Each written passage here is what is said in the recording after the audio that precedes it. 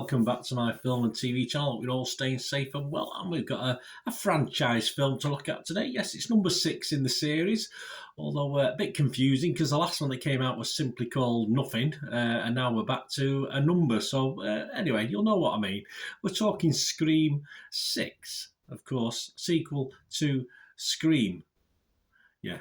Obviously, because they didn't call it Scream 5, did they? But hey, we'll look at it. Doesn't matter, does it? We know where we are. We know where we're up to, I think. Anyway, please, if you are new to the channel, push that subscribe button, push the bell notifications. Great to have you on board. Everything film and TV, of course, reviews, information blogs, the odd quiz thrown in from now and again. I may do a Scream quiz one day, who knows? If there's any demand, let me know. Anyway, so please, if you are pushing buttons or you've not pushed buttons because you've already done it, if you can push that little like button, I'm trying to get about 15 likes if we can. It's not a massive target, guys, but if you can help me towards it, it'd be much appreciated for these vlogs. Just 15 likes, 15 thumbs ups, make an old film and TV watcher reasonably happy. Anyway, that's for sure. Certainly better than I am now. All right, Scream 6, 122 minutes, too long. 18 certificate. Of course, it's the slasher genre with elements of black comedy, not so much, and a whodunit. Well, there is, yeah, because I must admit, you do from the start try and figure out who it is and trying to work out who's on screen doing what to whom and when. So, yeah, it is a whodunit. Perhaps that distracts you from the film, I'm not too sure. Directed by Matt Patelli, Alpin and Tyler Gillett, and written by James Vanderbilt and Guy Busick. And, of course, as I said, it's the sequel to Scream 2022, the 6th instalment. So it's a sequel to Scream 5, really, that they called just simply Scream. But they weren't going to call this Scream 2, were they? That caused total confusion, even worse than that I'm confused already at my age.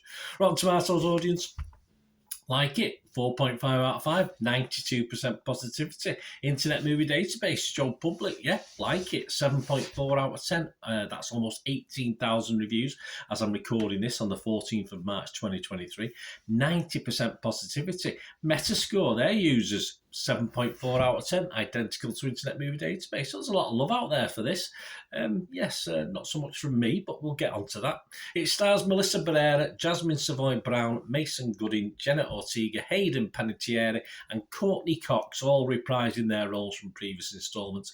And we have new guys as well: Jack Champion, Henry Cerny, Lana Liberato, Dermot Mulroney, Devin Nakoda, Tony Revolori, Josh Segarra, Sambra Weaving and Uncle Tom Cobley and all. Far too many characters. That's probably part of why I didn't really enjoy it that much. I didn't really invest in any of them. I just hope they all got slashed to death in the end, but it didn't happen, unfortunately. And it's about, well, Scream 6 follows a new Ghostface killer, spoiler alert, guys, or killers, who targets the surviving members of the Woodsboro Legacy attacks in New York City. And it stars, of course, I've just told you that, but it didn't star, never mind what it stars, it didn't star, of course, Neve Campbell, who announced she would not be returning as Sidney Prescott because she felt the offer presented to her was unacceptable. You've got bills to pay, love, haven't you, obviously. Making this the first film in the series not to feature the character.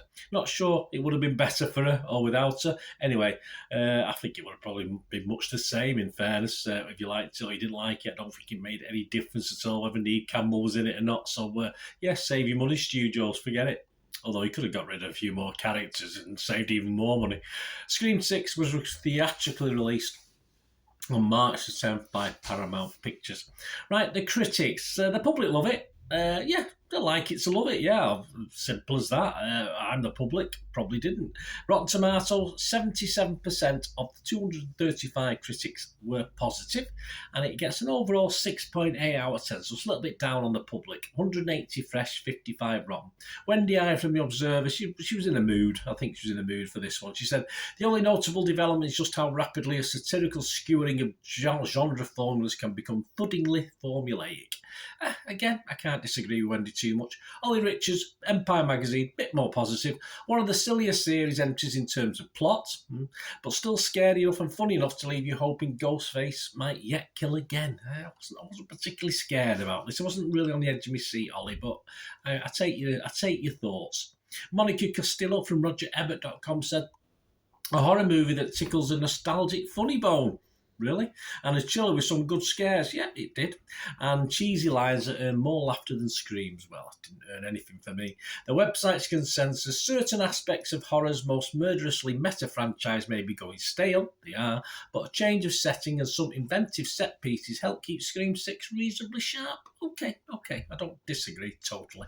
On Metacritic, the film's got a weighted average of 61 out of 100, so just over that wonderful 6 out of 10, 61 out of 60 out of 100 score I like to see. That's 52 critics, and it scored anywhere between 37 and 100. And Movie Nation's Roger Moore, he wasn't great on this, he gave it 38. He said, "I've always appreciated the humour in these films, so have I, but by the time things go wholly over the top for the finale, this time the joking has run its course."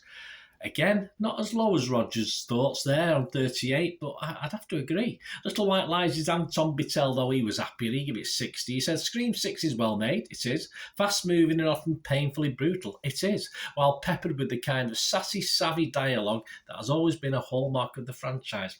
Not so much. I don't particularly agree with Anton on that one. So obviously, if you break that down on Metascore, that's 31 were positive, 18 were mixed, and 3 were negative. So here we go. If I was a Rotten Tomatoes critic, which I'm not, I would probably be fresh on this, just about, yeah, because that's how it's difficult. You're either fresh or you're rotten.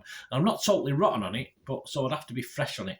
But if I look at the Metascore band, if you like, I would be mixed. Yes, I would be in the mixed camp, because I'm going to give this a 5.5 out of 10, so just below the 6 out of 10, which for me is a very watchable or a watchable film.